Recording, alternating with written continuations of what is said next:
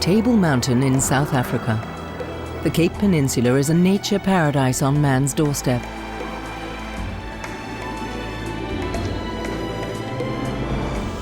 The massive, flat-topped mountain is home to a mere 500 baboons. Surrounded by towns and roads, these monkeys are increasingly coming into conflict with their human neighbours.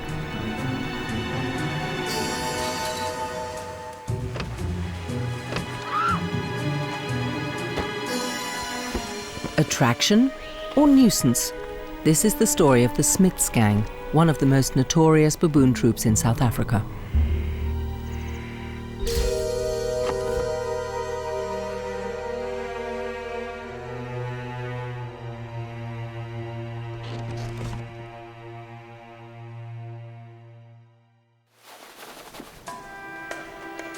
The Smiths gang is one of 17 baboon families living on Table Mountain. High above Smitswinkle Bay, which lent the group its name, a cave houses some 30 monkeys, among the last of their kind in the Cape Peninsula. Their forefathers were regarded solely as pests and systematically chased away, but for the past 10 years, all baboons in the Cape have been placed under strict protection laws, despite the increasing nuisance they're causing in Cape Town's suburbs.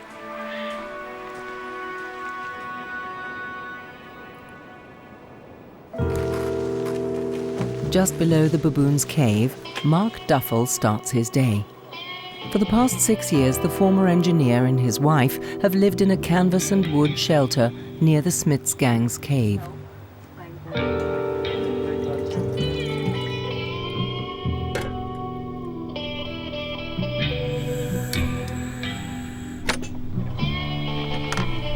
Mark is a big guy and fearless. Even the alpha male baboons respect him. He's been observing the animals' habits, and his resulting knowledge and abilities are becoming ever more useful.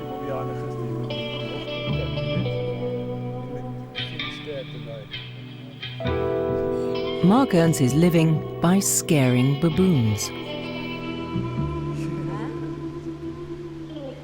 I'm not saying I'm like a baboon whisperer, but I mean, I just talk to them and that, and when they look back at me or their signs that they give back to me, I can interpret it. I might be totally wrong, but I mean, I work fairly well with the baboons, so yeah. Not far from his hut, Mark has installed a motion sensor triggered camera. It takes snaps around the clock whenever animals move across the lens.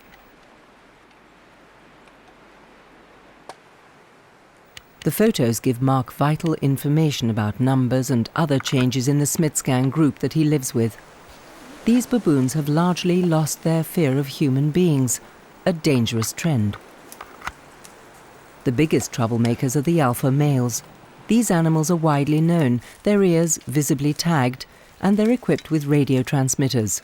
The list of their misdemeanors, in a human context, would make up a sizable criminal record.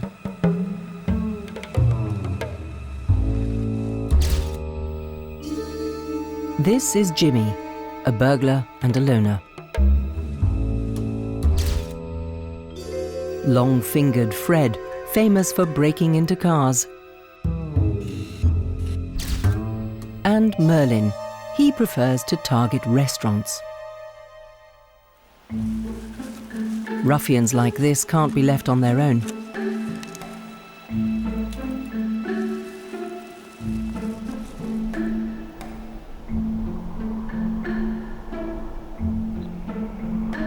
Esme Beamish is a researcher at the University of Cape Town. Her antennae can track the baboons even in thick bush, as the hoodlums amongst them all wear collars that emit signals.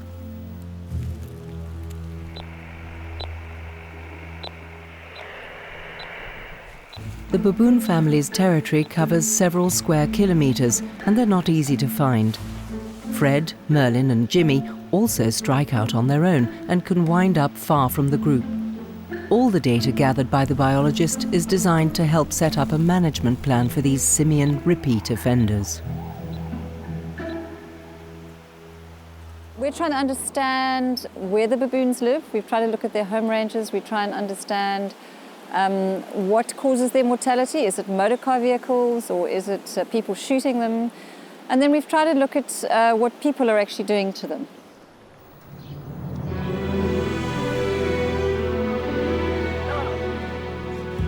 The Smiths gang lives in an extended family.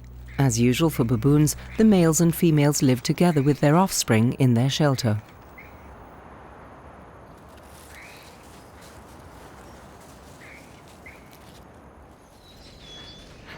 The strongest males call the shots.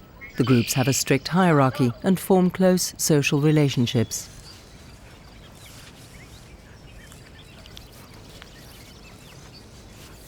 They're Chacma baboons, the largest of the species. Standing upright, they can reach just under 1.5 meters and weigh up to 30 kilograms. A typical feature is their long, shaggy coat. And the males have snouts similar to a dog's. Civilization is literally getting into the baboon's hair. There are around 3 million people living around the Cape Peninsula mountain massif.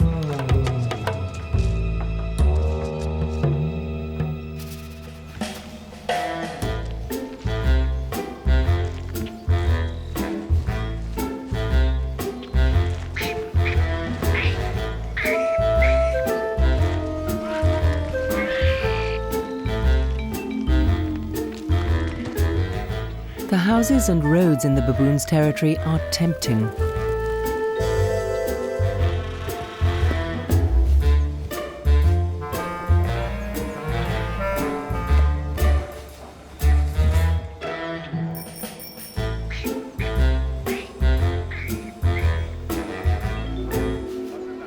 As the baboons are so strictly protected, they have almost nothing to fear from human beings.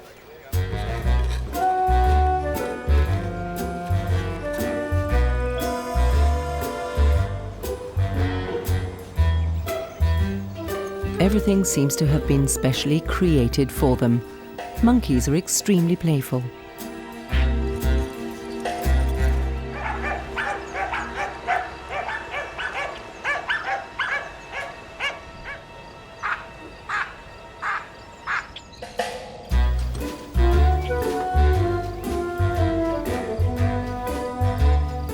Curiosity and trial and error pay off, and their forays are generally full of pleasant surprises. Gangster Jimmy will do almost anything for a tasty tidbit.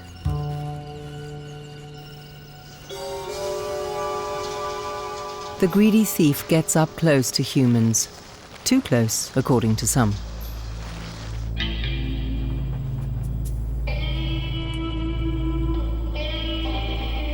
Mark Duffel's airgun with its plastic bullets is not designed to kill.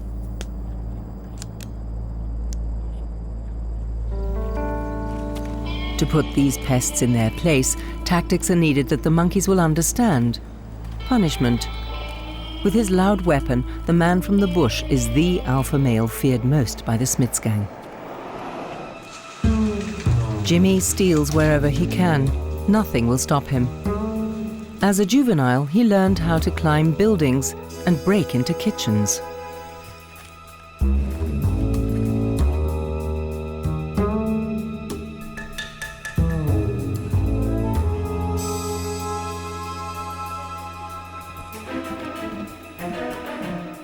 His cronies copied him, and to this day they regularly organize raiding parties on blocks of flats.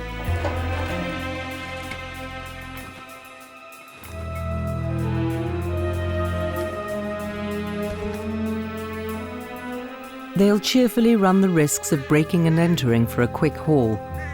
These nimble athletes have almost no natural fear of humans anymore, and they've developed astonishing skills.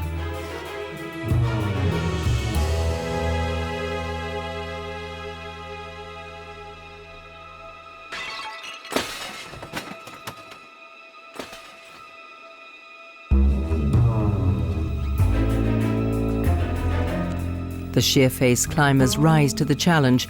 After all, there's always a reward at the end.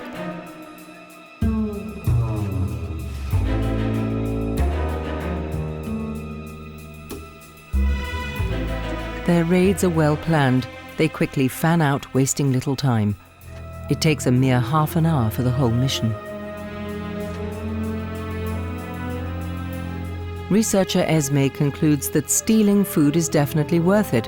One small bag of rice alone saves a monkey several arduous hours of foraging in the wild.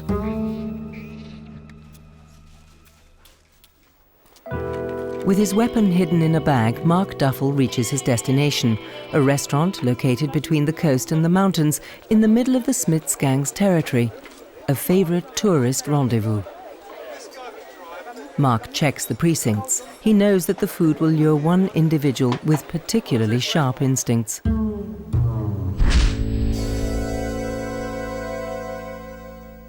His sensitive nostrils can detect grilled food from 3 kilometres away.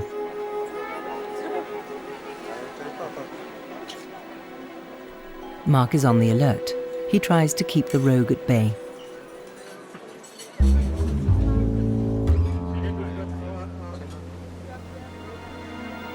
Around midday, Merlin catches sight of the laden tables. No one knows when and where he will strike. The baboons have a different tactic every day. Baboons are extremely clever animals in that. Every day is a new day for a baboon, and every day is a new something else in that, and they will work it out until they get it right. Behind the restaurant, a situation is brewing. The manager is nervous, and for good reason. Merlin is already on the premises.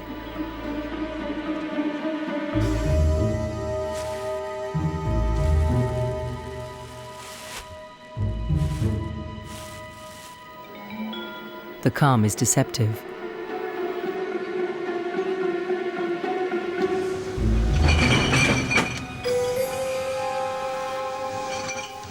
The monkey is interested in the easy-to-reach leftovers. No one disturbs him.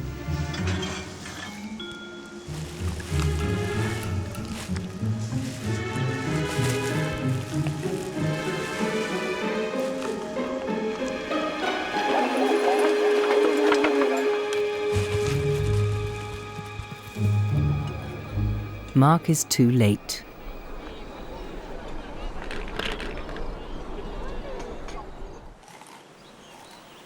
Merlin has found a place near the restaurant to stash his booty. The little ones learn fast. The boss eats first. Deftly, the big male scoops out the best part of the butternut squash.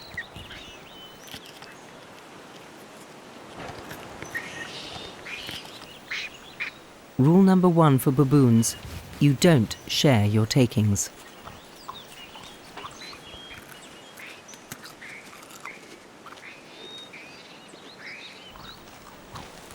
The rest of the gang only gets a chance when the chief has had enough.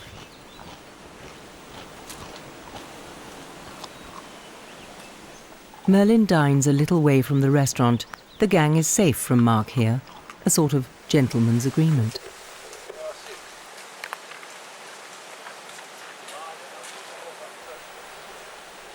Now it's Merlin's favourite female's turn. The mother with the baby eats the rest of the spoils. But she finds the curious onlookers much too pushy.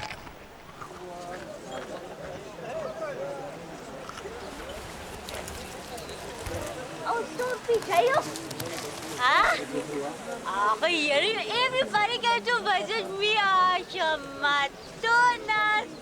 Mark's wife Norma is impressed. She knows her next-door neighbours. The animals are all familiar to her, and she has an individual story about each one. The teeth are your mouth. Good voice. Penis, you? Wow. Norma believes the baboons know her personally too. They leave her in peace now that she's highly pregnant, but also because she is the mate of the big man with the gun.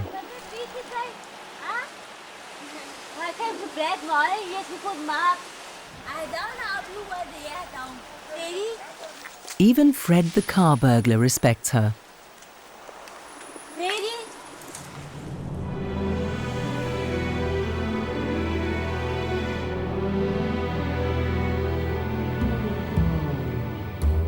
Merlin's gang moves on, for now. The mountain vegetation here is richly varied. Fynbos is only found in South Africa. It's a unique mix of heather and herbaceous bush.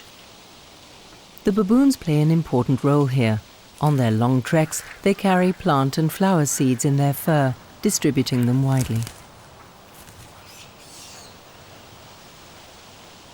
The little heaps they leave behind when they dig are vital for the local habitat.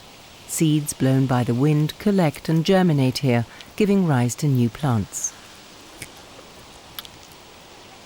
The baboons live off over 100 species of grasses and leaves, but also eat beetles and worms. They're typical omnivores. Baboons are not the only attractions around Table Mountain, of course.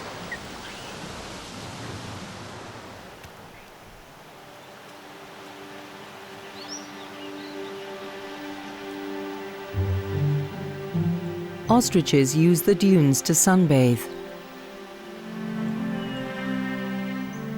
And the graceful eland is the largest animal in the nature reserve.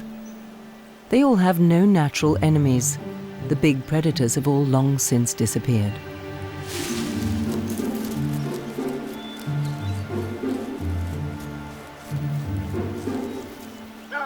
Baboons have benefited from the protection of this habitat as much as all the other animal species.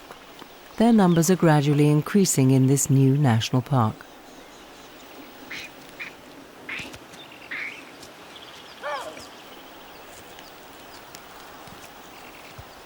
The park is unusually rich in species of flora and fauna. The landscape is diverse, with mountainous plateaus, steep cliffs, sandy dunes, and wild, rocky coastal stretches.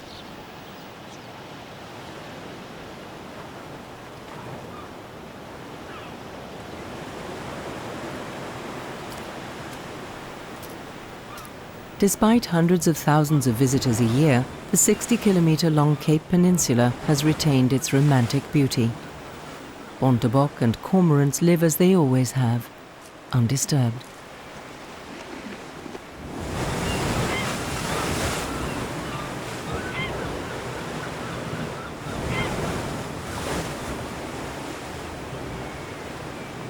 But this nature idyll is obviously not enough for some inhabitants. The Smits gang knows where they can come by easy pickings. This time they've got the Happy Valley settlement in their sights.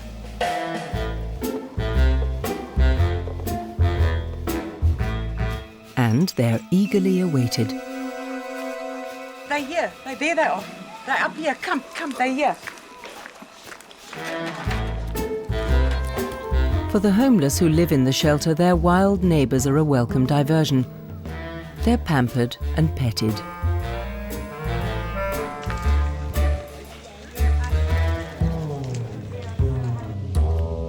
Many residents feel sorry for the droll creatures. All these baboons are hungry. That is the problem. And of course they breed like every minute. When you see there's a new baby, that's nature. So somewhere, someone has got to do something about the situation. Researcher Esme Beamish knows many of the problems with the baboons have their roots here. People attract the animals deliberately with fruit and bread, and the monkeys are only too happy to come calling at such a plentiful source of free offerings.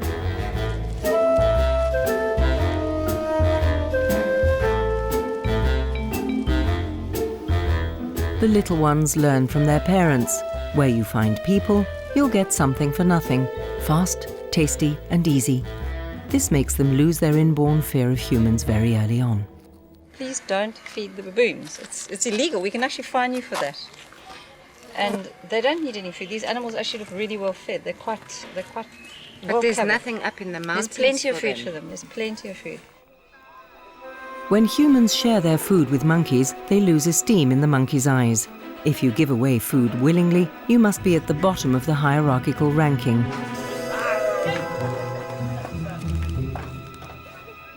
As a result, the baboons no longer take human beings seriously. They become dangerous, and unfortunately those animals will get shot. And I think people need to know that. They think they're doing the baboon a favor feeding it, but actually you're really signing their death warrant. They will get shot in time. In the zoological department of the University of Cape Town, Esme evaluates her observations. She counts the victims of car accidents, illegal shootings and poisonings. Dogs also injure and kill baboons. Some of them have also lost limbs as a result of electric shocks from uninsulated masts.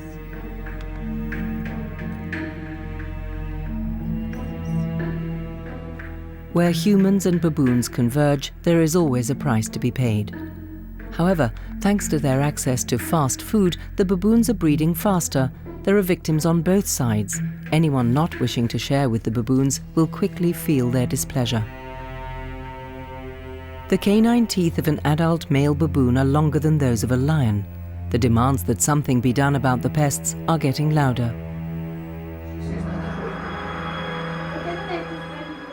One casualty of the Smiths gang is Huey Hutchinson. In the past few years, the monkeys of Smithswinkle Bay have become increasingly cheeky, especially bad boy Jimmy. He has repeatedly caused havoc in the remotely situated bungalow. I'm quite happy with them up the mountain, catching scorpions and lizards and eating at the fynbos. I'm quite happy with that. But not in my house, thank you. I mean, they walk in and they demand bacon, and could they have it crispy, please? No, that's out. The houses along the coast are often not very secure. Huey leaves his doors and windows open too, an invitation for a hungry, spoilt baboon.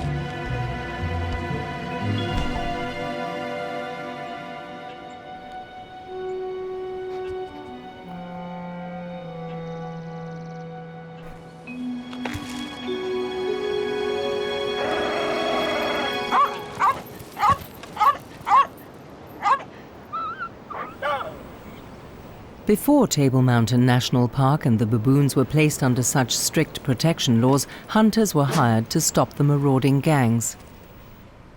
In essence, he used to shoot one baboon a year. He would do it in the open, he would do it in front of the whole troop. The rifle was unsilenced. It was a .22 rifle. The bullet cost about 20 cents. And you would not see the troop of baboons after that for between 8 and 18 months. The same way that we manage criminals, we must manage these baboons. I don't want criminals living with me, I don't want the baboons living with me. There are enough conflicts with animal neighbours. Penguin problems, for instance. In Simonstown, near Cape Town, an alliance of wild creatures seems to have virtually taken over. If it's not the baboons coming down from the mountain on lightning raids, it's the penguins coming up from the beach, digging up people's front lawns and creating a hazard on the roads.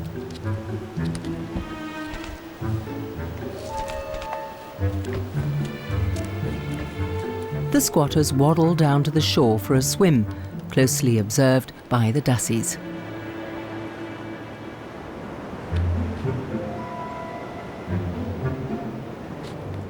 It's only in the past 30 years that African penguins have settled here.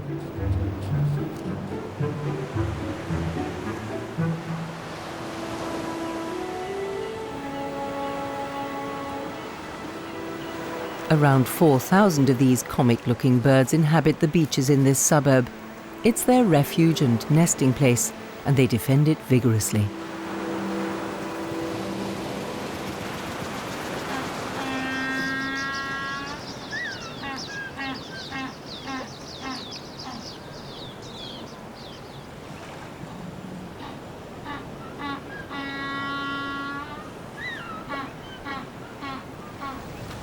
The waters of False Bay obviously provide them with plentiful supplies of fish, and apparently also protection from seals and sharks.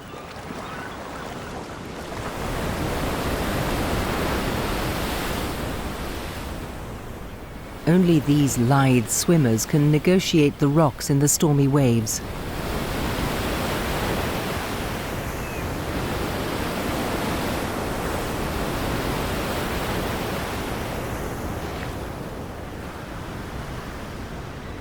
The flightless birds are at their safest when near humans.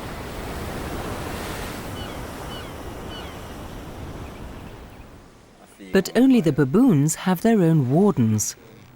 The town council has recruited 60 men from a local squatter camp to work as so-called monitors for 8 different baboon groups. Their job is to keep humans and baboons apart. Their intervening action keeps conflicts to a minimum.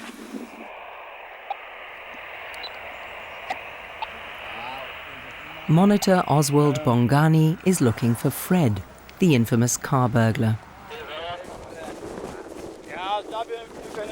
From morning to evening, the gang has a team of 3 men on their heels. They only carry walkie-talkies and sticks. They're not allowed to use weapons. Baboons are very smart, so as a monitor you've got to establish your relationship with that baboon and that baboon troop. And the way you do it is you deal with the males, the alpha male, and you make sure that he knows that you're the boss. Well, that's the theory. In reality, it's hard work, a test of mettle.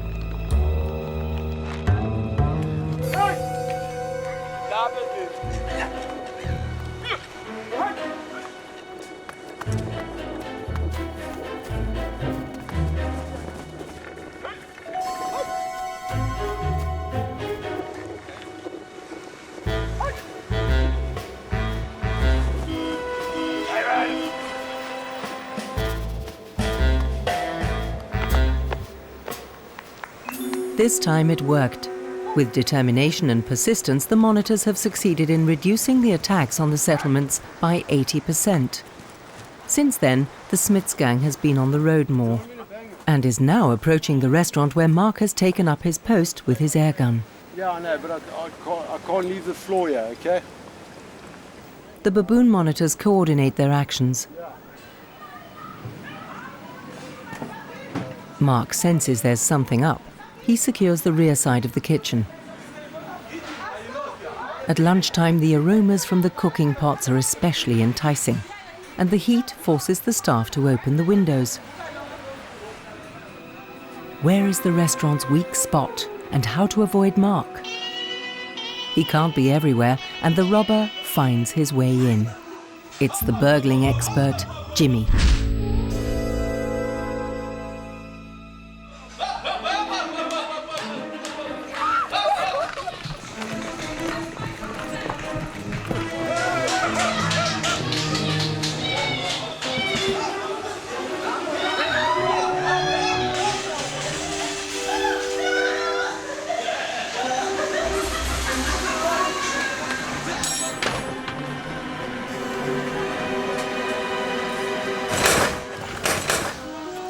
Missed. The big male retreats, but only a mere stone's throw away. I really have to be one step ahead of them in order to get a good shot at them. I mean, if I'm not within 15 meters, they will matrix their way out of a shot. They can see that shot coming with the pellet, and they will duck it.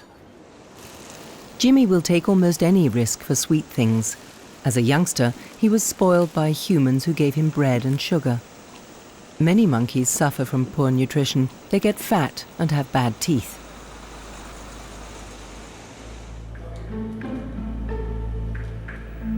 Accident or poisoning victims, or animals that have been put to sleep, land up here in the laboratory. This young male was run over by a car. Esme Beamish gathers data that will help reveal the animal's age, state of health and rank. The more she knows about dead baboons, the better she hopes to be able to understand the ones left behind in the wild.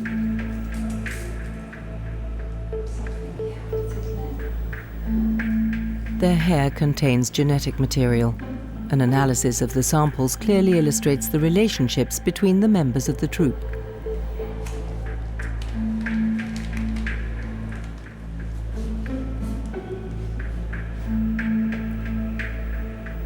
The corpses are preserved and stored in cold storage for future examination.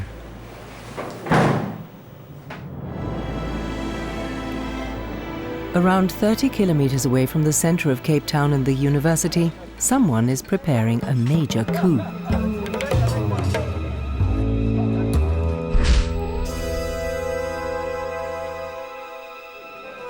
Merlin is hungry, and the baboon monitors have taken up their positions at the restaurant.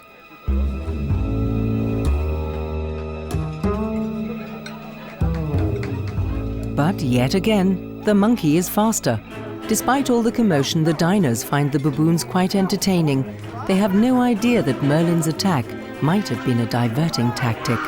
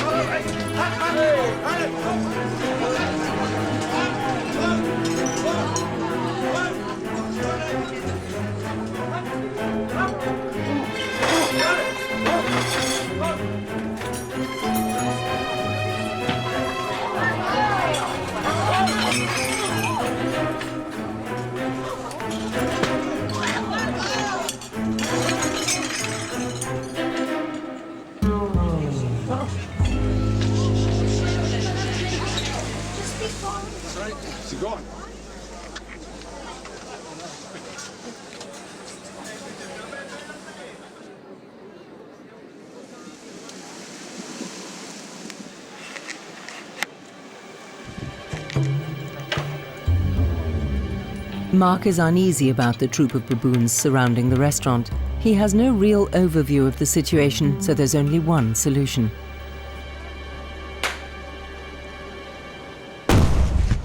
Shots fired in the air seem to have an effect.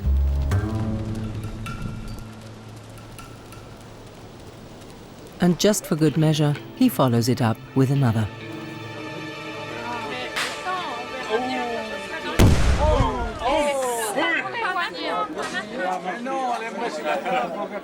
The gunman explains what's going on. Some guests are nervous. Armed gunmen aren't exactly an everyday sight in a restaurant. All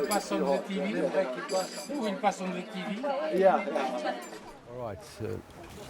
Hi, is everybody okay here? Yes. Okay. We had a baboon across the table. I don't think you were here, but I mean... Mark chases off the baboons, but it's for their own safety. He likes baboons and happily talks to the guests about them and their habits and behavior. Just don't feed them is the message to the diners. He explains the strategy behind the consistent deterrence and gives them tips on how to behave if attacked. They're the decoy and the cannon fodder. If it's cool drink with a lot of sugar in, they like fizzy drinks and that. They don't like alcohol beverages. Okay.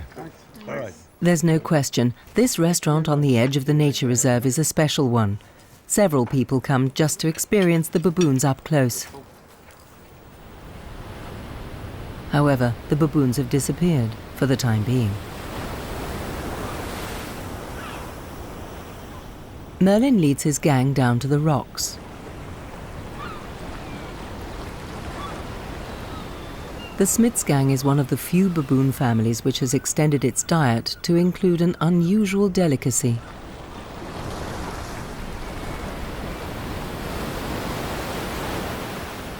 At the seashore, there's a delicious, protein-rich food to be found that they can't get up the mountain.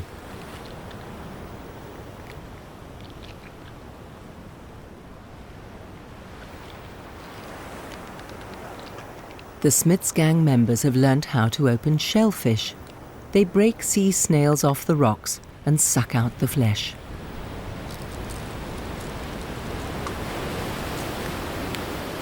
They go for mussels too. Using their strong fingers, they prise the shellfish off their firm anchorage and bite them open with their teeth.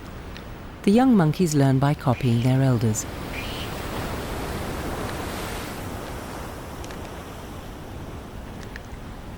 Merlin is obviously not averse to eating something that's not served up on a plate.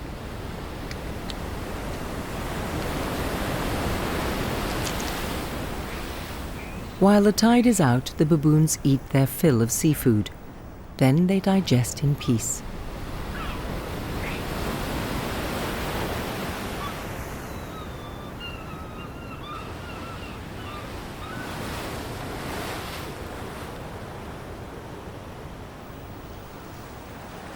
After about an hour, they move on.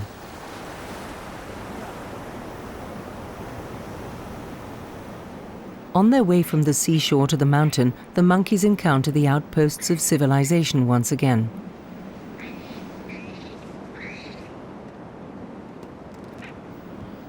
While the young monkeys play, the older ones have a different game up their sleeve.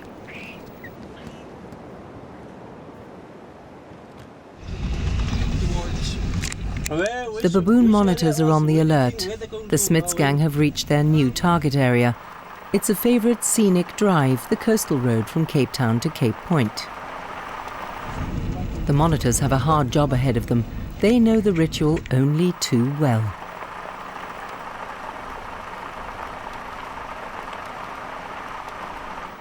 The baboons have their tactics down to a T.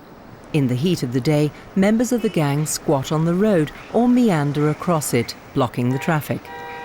Tens of thousands of tourists fall for this hijacking trick every year. They seem harmless and look cute.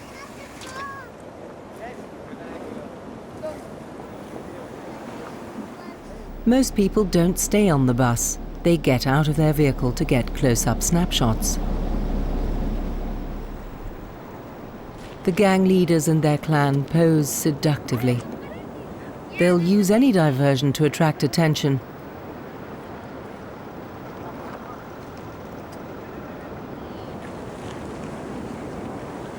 Don't get too close.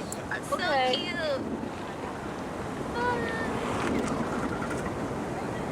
Oh, so cute. And it works.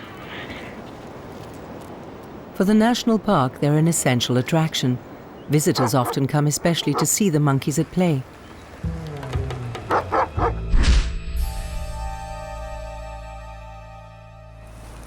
Fred strikes. Using the distraction, he approaches the abandoned vehicles and goes looking for food.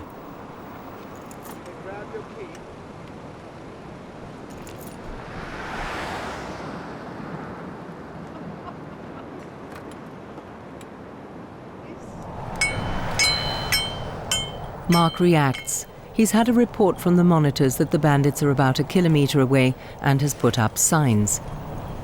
True to its nickname, the Cape of Storms makes his efforts look a bit like tilting at windmills.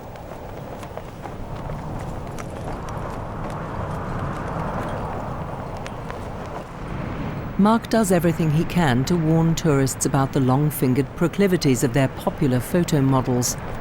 But many people simply don't believe what a baboon like Fred the alpha male is capable of. Internationally recognized signs are meant to make the car thieves' job more difficult. Fred observes the negligent tourists closely.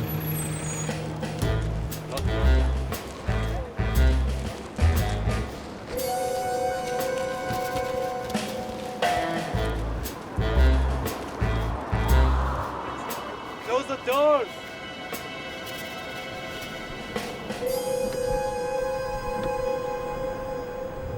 Bad luck for Fred. Thanks to the baboon monitor's advice, several car owners have locked their vehicles. But keeping an eye out on all fronts is no easy job for Ostwald Bongani. Sometimes they don't understand English. When you talk English, they speak Russian or whatever. So communication, there's a communication breakdown. Sometimes you tell them to close the door, just come out with a big jacket. Said, no, close the door, but it's very fun for him, you see. So it's very hard to control tourists. And Fred knows exactly how to use these communication problems to his own advantage.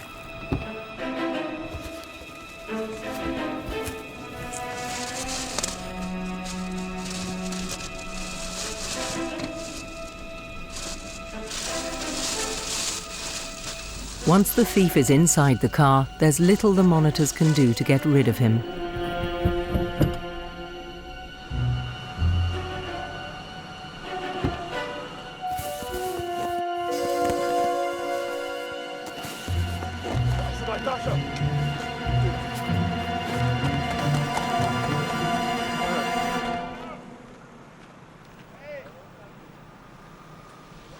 Fred sorts through his takings in the bush. At least mobile phones and wallets don't interest him. The bag-snatching maestro is closely watched and copied by the juveniles.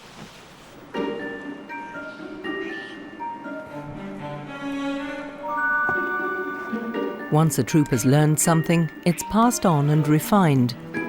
It's only a matter of time until the younger monkeys will be able to open doors. They're looking for bags that they can ransack, and for the gap they can use to get into the car.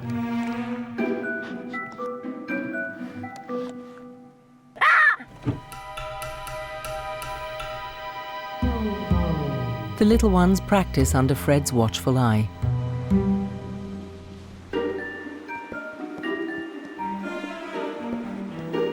The fact that they haven't quite got it yet gives the researchers hope. If we can implement certain things, then we can at least stop the younger animals from learning the bad habits. And that's what our aim is. The older animals, you're not going to take the behavior out of them, but we're hoping to, at least the younger ones won't be confident and habitual raiding animals. And then that's our big hope. That's our aim, our long-term aim. Fred is still the ace car thief. He's going straight to going to raid at the Black Marlin.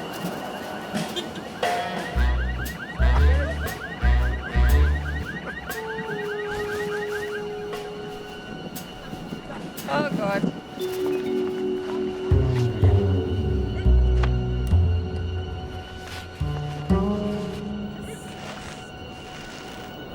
The baboon monitors are powerless, and the researcher comforts the victims. They'll get their bag back when Fred's finished.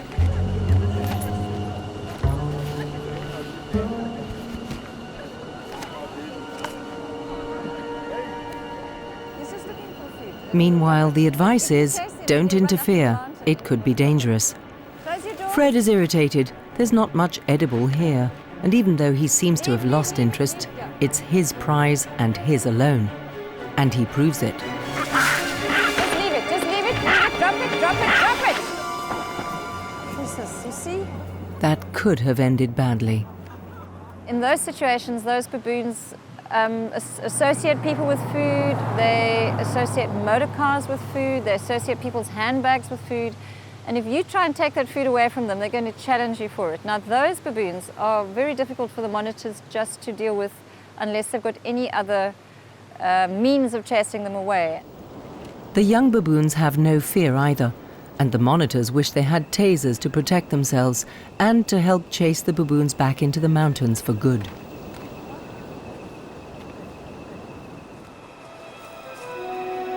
Further up the plateau, there are, of course, baboons that can live peacefully with humans. Their presence is happily tolerated in the forestry plantations.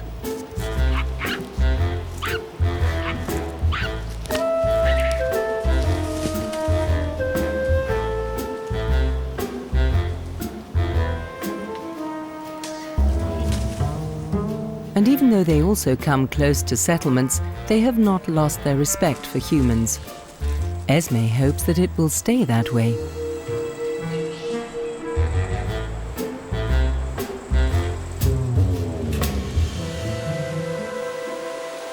The peaceful baboons come across a paddock, and their playful instincts take over. But the four-legged and two-legged creatures have no problems with each other. They happily coexist, if no one feeds the monkeys. They are happy just to satisfy their curiosity.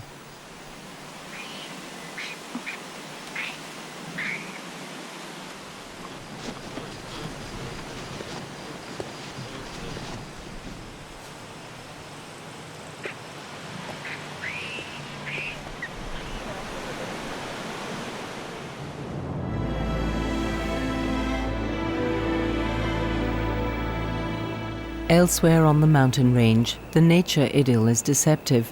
This protea is not only a target for sunbirds.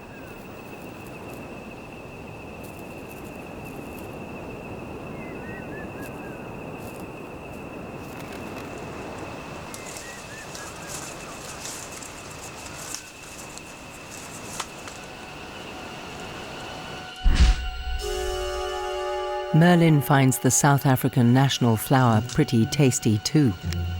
Planted around the restaurant, they're an added attraction for the baboons and a challenge for their opponents. Merlin respects Mark, or rather his weapon. The hairy hoodlum retreats.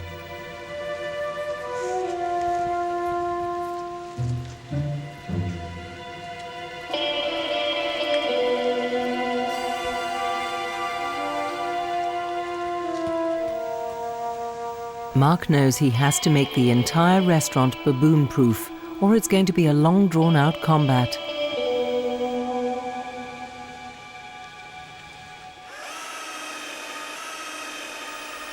So they get down to it. The windows may only be opened a crack, so no more Merlins can slip in. The restaurant manager has already lost several €1,000 from the attacks.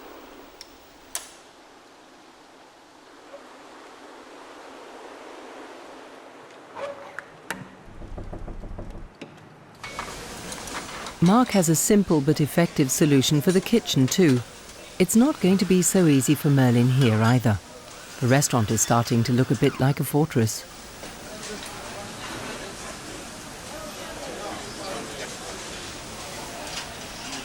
The defences are going to be inspected. A commission is on the way. Esme Beamish and an envoy from the local council note the developments. Let's see his route.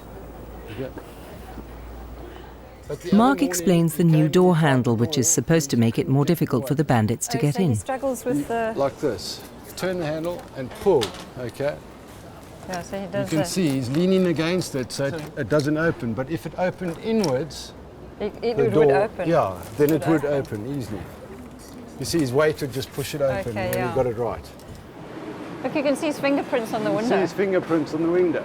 That's Jimmy Pruill. And so what is he getting there? Is that fish or chips or starch or protein or anything hot? He takes the chips, he takes the, I don't know what he actually grabbed in that. Vegetables, probably. Vegetables, grabs the bread is there as well. bread, yeah. Yeah, grabs a loaf of bread on the way out. Yeah. Okay, and that's what Merlin and Force were doing. They were sitting here knocking on the door. That is unbelievable. And the door opened. And you didn't ask who I was. Yeah, I took the circlip off the back of the lock You've and dropped it down 90 dropped it down 90 degrees. You have to turn it and pull it, Yeah, that'll which confuse him for a bit. it seems like baboons have a lot of problems crossing over.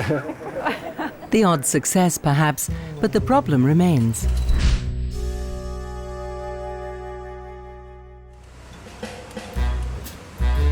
Mark has made the building more secure now, but the coffee bar outside is still open and vulnerable to attack, and Merlin uses it for his next raid.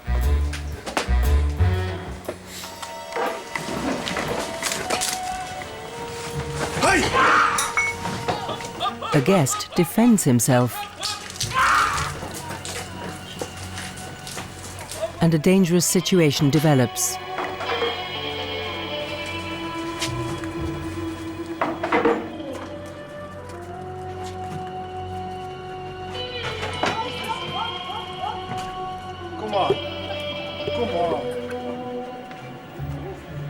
Merlin is not afraid of anyone, except Mark and his gun.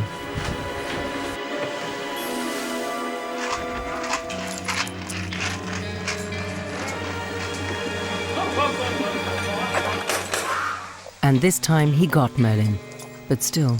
A baboon is the con artist of the world and that, so he'll con me into thinking that I've got the upper hand. But in the meantime, he knows exactly what's going on in that. I mean, I think now they're up at the top there in their caves discussing the events of the day and planning the strategy for tomorrow. Merlin and Fred lead their troop back up to the rocks. Thanks to Mark, the number of attacks by the baboons has gone down. They've learned that their raids are associated with risks.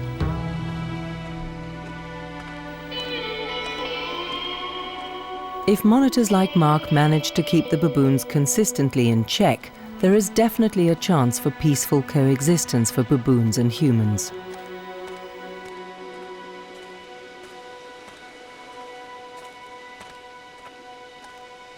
We had a very happy understanding. I mean, I lived there and the baboons lived there. We respected each other's space. This is my territory, that's your territory, that's fine. I don't mind if you walk past my door, and that's fine. But don't come and steal from me, you know, that's my territory. Don't come onto my territory. Likewise, I won't go and harass you when you're just around there. The future of the Smiths gang is uncertain. Fred, Jimmy and Merlin's offspring will decide their fate. If these young baboons do not lose respect for humans, and if people allow them to remain wild animals, neither spoiling them nor bringing them up as city dwellers, then, and only then, will the baboons be able to continue inhabiting the Table Mountain Massif, almost as they have done for millennia here in the Cape.